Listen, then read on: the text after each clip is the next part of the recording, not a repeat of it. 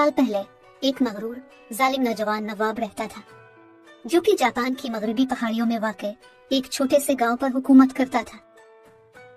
मुझे अपने गांव के बूढ़े लोगों का कोई फायदा नहीं, इसलिए मैं हुक्म देता हूँ कि 71 साल से जायद अफराद को गांव से निकाल कर पहाड़ों में मरने के लिए छोड़ दिया जाए। ये कैसा हुक्म है? कैसा जालिम और बेअक्ल नवाब है हमारा। लेकिन नवाब हर इस शख्स को बहुत कड़ी सजा देता था जो भी इसकी नाफरमानी करता था, और इस तरह देहाती जो 71 साल के हो जाते थे, इनको नम आंखों के साथ पहाड़ों में छोड़ आया जाता था, जहाँ से वो कभी वापस नहीं आ सकते थे। आहिस्ता आहिस्ता गांव में बूढ़े लोग बहुत कम रह गए और अब उनकी तादाद तकरीबन न होने के बराबर ही रह गई थी। ये देखकर वहाँ का नौजवान नवाब बहुत खुश हुआ। मेरे पास सेहतमंद और मेहनती नौजवानों का कितना अच्छा गांव है। जल्द ही ये पूरे जापान का बेहतरीन गांव होगा।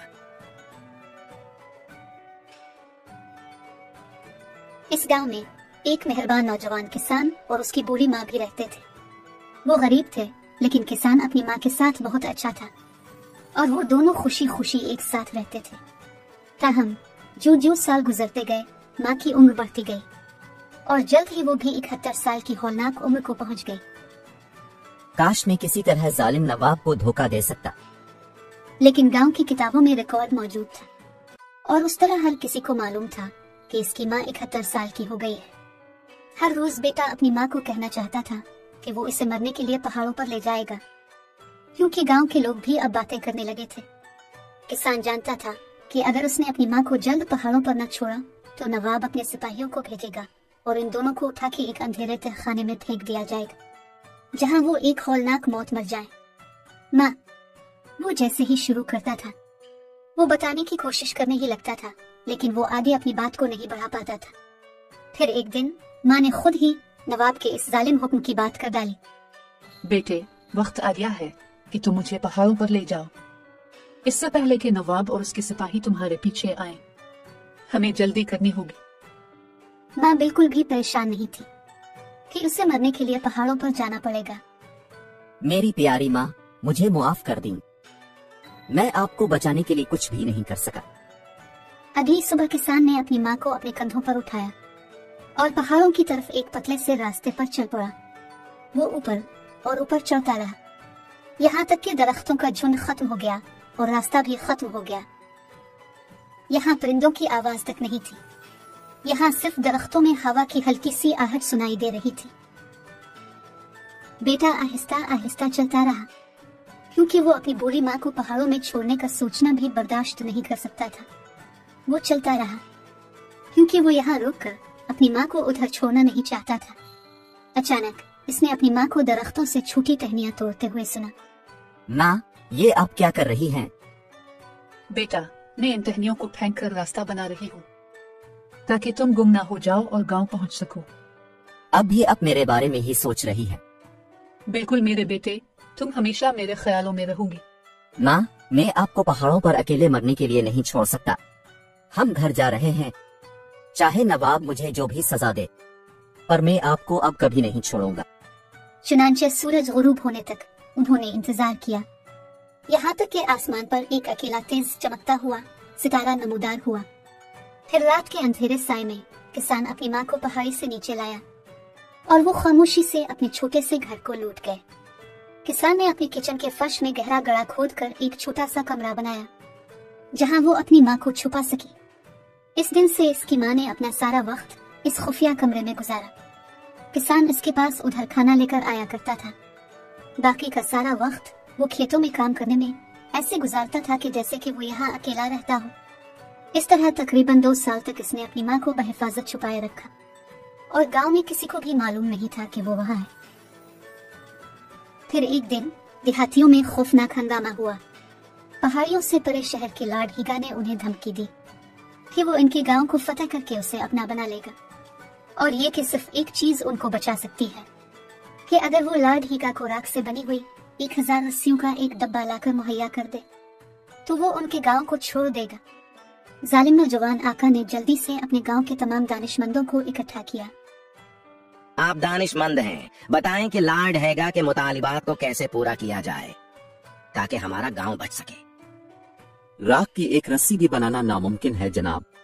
हम 1000 कैसे बना सकते हैं? अहमकों, अगर आप अभी मेरी मदद नहीं कर सकते तो आपकी हिकमत किस काम की है?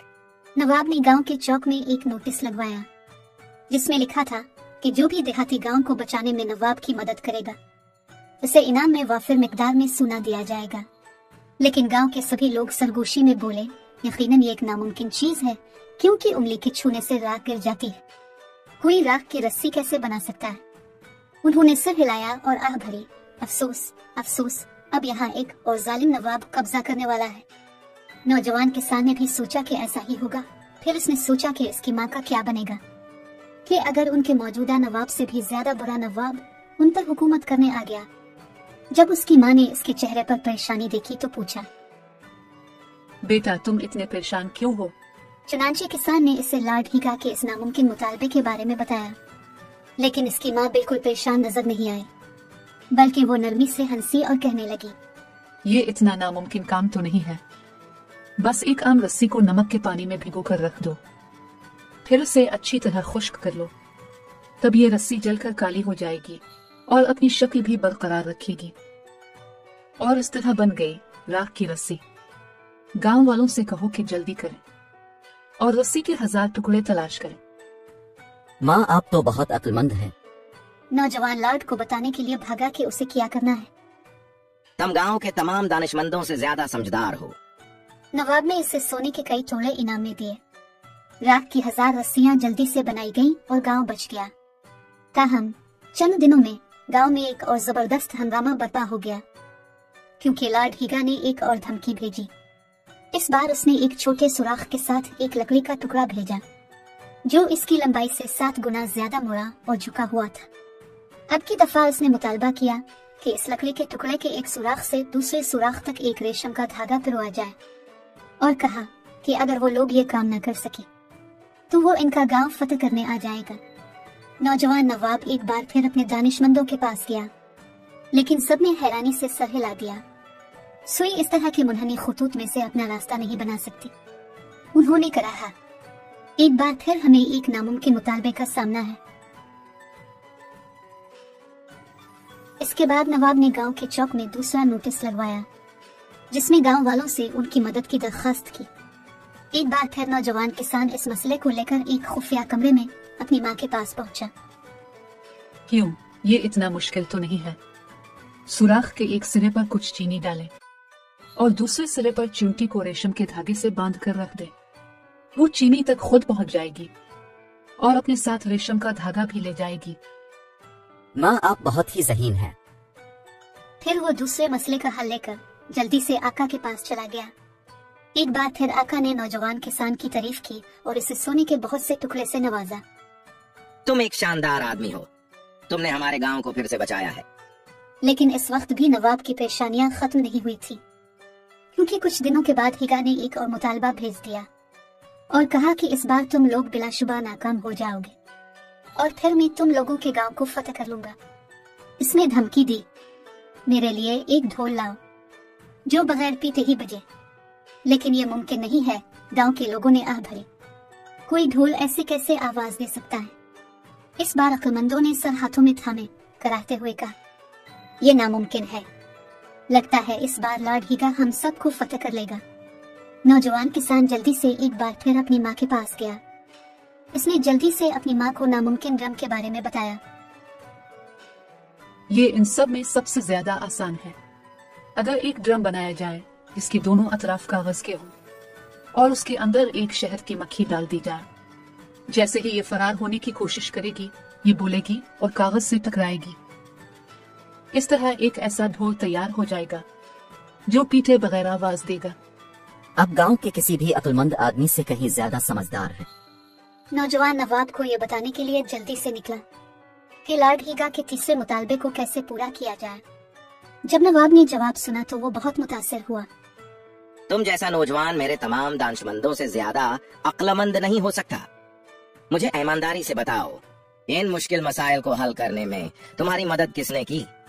मेरे आका, पिछले 2 सालों से मैंने मुल्क का कानून तोड़ा है। मैंने अपनी बूढ़ी माँ को अपने घर के फर्श के नीचे छुपा रखा है। और उसी ने आपका हर मसला हल किया है और गांव को लॉर्ड हीगा से बचाया है। वो बोलते हुए कांप गया, क्योंकि वो नवाब की नाराजगी और गुस्से से डरता था। लेकिन जब इसने डरते डरते नवाब की तरफ देखा, नवाब बिल्कुल नाराज नहीं था, बल्कि वो खामोश था और सोच रहा था। आखिरकार उसे एहसास हो चुका था कि बुरे लोगों में कितनी अक्ल और दानाई होती है। मैंने बहुत गलत किया और मुझे तुम्हारी माँ और अपने तमाम लोगों से माफी मांगनी चाहिए।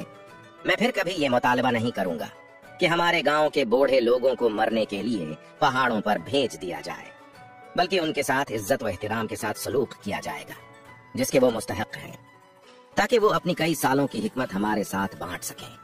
इस दिन से देहातियों को अपने वालिदैन को पहाड़ों में छोड़ने पर मजबूर नहीं किया गया और गांव रहने की एक खुशगवार जगह बन गया। खौफनाक लॉर्ड हीगा ने अपने नामुमकिन मुतालिबात भेजना बंद कर दिए और अब उन्हें फतह करने की धमकी नहीं दी, क्योंकि वो भी बहुत मुतासिर हुआ था। इसने ऐलान किया कि इतने छोटे से गांव में भी बहुत हिकमत है और उसके लोगों को अमन से रहने दिया जाना चाहिए।